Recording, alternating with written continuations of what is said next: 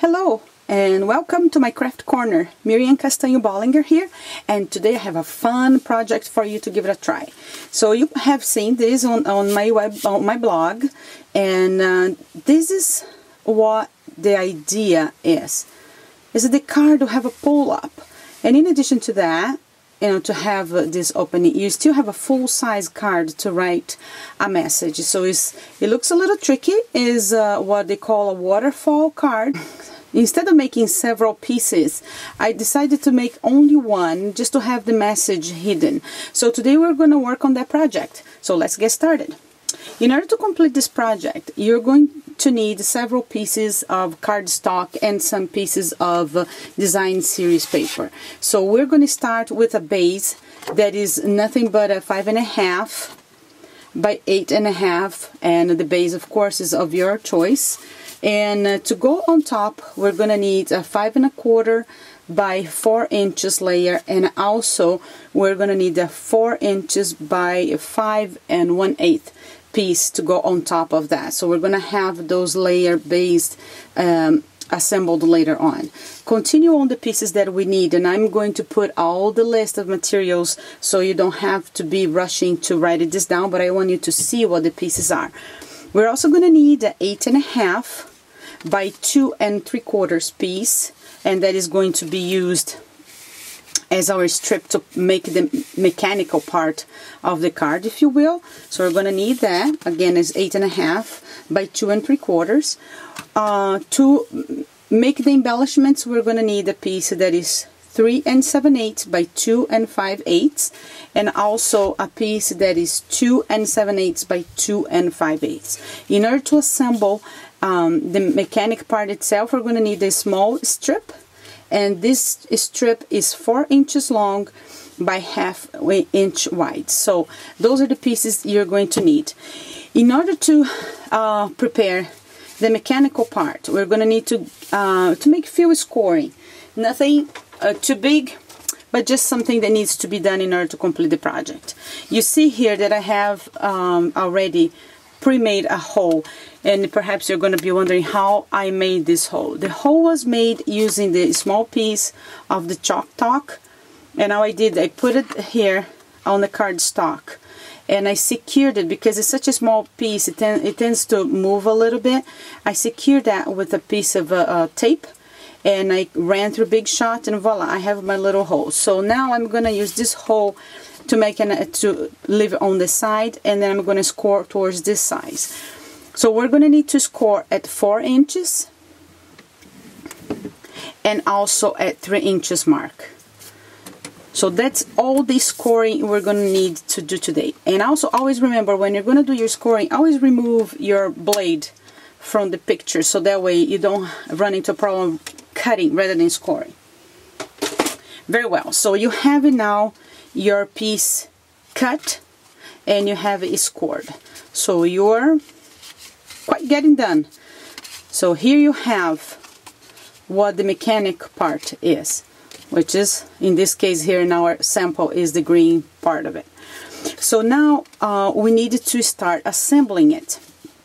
I always say that if you're going to assemble something like that, I always start from the piece that go in the inner part, and then the last one. So you always assemble from the bottom to the top. Before we do this, let's go ahead and place our strip to hold the mechanical part of it on the base. So we need to leave, of course, the hole available, because that's going to hold the ribbon to pull. And the top part of your strip is going to line up with this little thin strip. There's a lot of strips going on here, isn't it, people? But don't worry, I'm wearing my clothes. So let's see here. I'm going to line this up. I just want to have an idea where I want this to be, because since we have a ribbon to pull, we really don't have to worry about it as much as if this is not hanging out here. So I just want to have an idea where I want this. This looks good enough. I can remove this, and we're going to use the foam pad with the piercing tool to go ahead and make one hole, and I am totally eyeballing it, and I'm gonna go ahead and secure that with our candy dots base, so we can put a candy dots afterwards. So I'm just gonna go ahead and secure just a little bit, just so the paper doesn't move. And I'm gonna do the same thing on the other end. And I'm sorry, my hand is on the way, but I did the same thing as I did on the other side. So all I want is to poke a hole so I can put my candy dots. So now I have my candy dots in place, and I'm just gonna push them through. I don't need this anymore. And I'm just gonna make sure that they are now secure. I like to use the piercing tool to do this, so I don't hurt my fingers or my nails. So there we have it. We can put the candy dots afterwards. So this part is done, and is one of the most complicated perhaps. So now, in order to assemble this, we are going to use a stick strip. And the reason I use a stick strip is because it's a much stronger adhesive, and since this is going to be something that is going to be pulled, if a child see, they will tend to pull a little more. You don't need to overdo, but you do need to put a stronger adhesive on this. So I'm going to go ahead and assemble this on here. Place my sticky strip, and remember, this is really sticky. So I have an idea where I want. I want to make sure it's positioned it, because once I put it there and attach the paper, that's it. I'm done. I cannot possibly remove this the paper without damaging it. So there we go, and I have the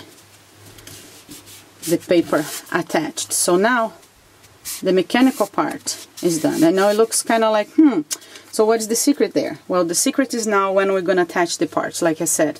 So I have this piece of cardstock, is a vanilla cardstock, and rather than stamping on it, I'm going to add a mixed bunch, which is from this stamp set that you probably recognize.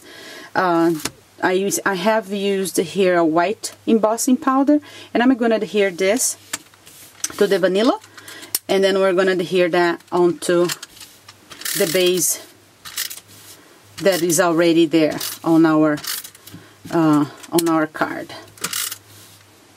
And we could use dimensionals. I normally would use something with like that with the dimensional, but because it's on the inside part, on the bottom part of the mechanism here, I didn't want it to be poking up too much. So now we're going to assemble this part here. So let's go ahead and put some adhesive in there so we can start completing the assembly process. So I'm just going to eyeball here and make sure it's as centered as I can possibly get it. Now what you need to pay attention is when you stick the other part. And I went ahead and also stamped, and I have this, and I also did embossing on it into a gold embossing powder. We do not want to put adhesive everywhere. We want to put adhesive only on this part here. But as you see, I cut it a little bit smaller just so I can have the edge of the brown paper underneath, the brown sugar paper underneath it.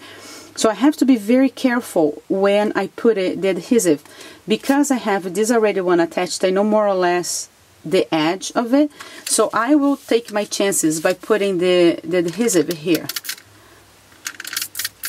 See what I mean? You just want to put on this little part. If you do on this, the chances of you making a mistake and putting the adhesive all over it completely vanishes. So I strongly suggest that you do this so you don't run into a problem that, oh my gosh, now I have adhesive all over the piece, the cover piece. So there we go. So now you have the pieces assembled. Looking good, huh? Okay, so we have the base, and we do need to attach the base here. So what we're going to do, just same thing, we're going to continue the assembly process of the card. Oops. It helps if it's on the right side of it. And this adhesive is really good. I like to put a little more just because the card is, it has a little pull out, and I don't want the card disassemble when the recipient is trying to see how this whole thing works. So Let's go ahead and get this down. And if you just give a good push, whatever part is with adhesive, it will be nice and taut in there. So we're done using this. And oh, this stamp set is from my mother, which is on the Occasions Catalog 2014. So that's the sentiment that we put on the front. So essentially this is done. We're gonna go ahead and put the ribbon. And what I did, I cut a piece of the baked brown sugar, and I'm just going to insert in the little hole I created earlier using the Big Shot and the Chalk Talk framelits.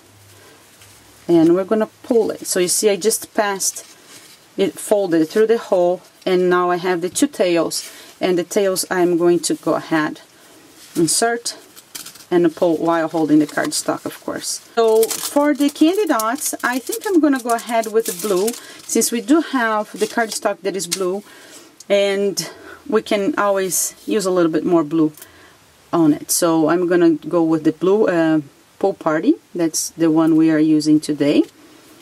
And the toucan, I love these candy dots because they don't need to be used with the base all the time. But in situations like this one, you do need the base because it needs to attach. And you do not want to use stick strip or anything like that on there. Ideally, you only use the brads to hold it in place. So there you have it. The card is done. You can pull and embellish here a little bit more if you wish.